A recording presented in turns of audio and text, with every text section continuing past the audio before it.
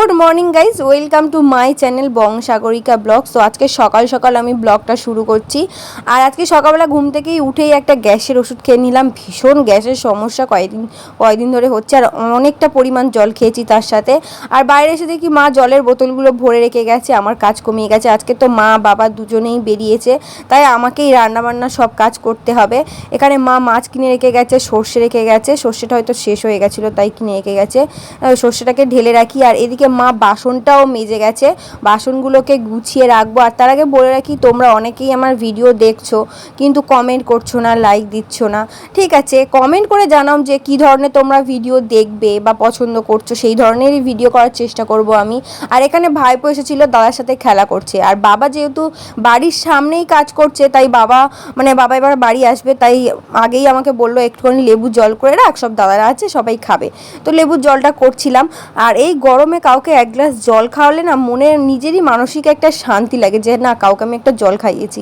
আর এই জল টল করে নিজেও একটু খেয়ে নেবো। আর এটা কি দেখে ভাবছো তো, এটা হচ্ছে মুড়ির ছাতু। কারা কারা মুড়ির ছাতু খাও আমাকে কিন্তু কমেন্ট করে জানাবে। জানো তো, ছোটোবেলায় না আমার ঠাকুমা একটা মুড়ি দিয়ে না একটা নাড়ু করতো, এটা অসাধারণ খেতে লাগতো, কিন্তু এখন তো আর পাওয়া যায় না।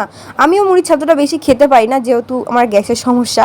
আর এখানে দাদারা সব জল খেয়ে চলে গেছে, বাবাও চলে গেছে। এখানে আমাকে রান্না চাপাতে হবে। অলরেডি আমি টুকটাক সবজি টবজি বের করে রেখে গেছি। এখানে ভাত বসিয়ে দিয়েছি। আর এবারে আমি মাছ ভাজাটা বসিয়ে দিয়ে তারপরে আমি সবজি টবজি কাটবো, যাবতীয় যা কাটার। এখানে নুন হলুদ মাখিয়ে নিচ্ছি, নিয়ে মাছটাকে ভেজে নেব। আমি কিন্তু টুকটাক সব রান্নাই পারি। হ্যাঁ, অনেকেই বলে এখনকার দিনের মেয়েরা কিছুই পারে না, কিছুই জানে না, কিন্তু না, আমি জানি। অনেক মেয়েই জানে, এরকম ঘরের কাজটা সবই করে, কিন্তু অনেকেই আছে করতে পারে না। যাই হোক, সবাই তো আর সব কাজ পারে না। এখানে না আমি মাছ ভাজা বসিয়ে সবজি কাটছিলাম, তাই মাছটা না একটু পুড়ে গেছিলো। এখানে আলু টালু সব কেটে নিয়েছি, মাছের ঝোল আর একটা ওই তিতো টাইপের একটা সবজি দিয়ে চচ্চড়িটা করেছিলাম। আর বিকেলবেলা মৌসুমি এসেছিলো, তাই মৌসুমির বাড়িতে একটু আড্ডা মারতে গেছিলাম। এইগুলোকে দেখো কি কিউট না। যাই হোক, দেখা হচ্ছে নেক্সট ব্লগে।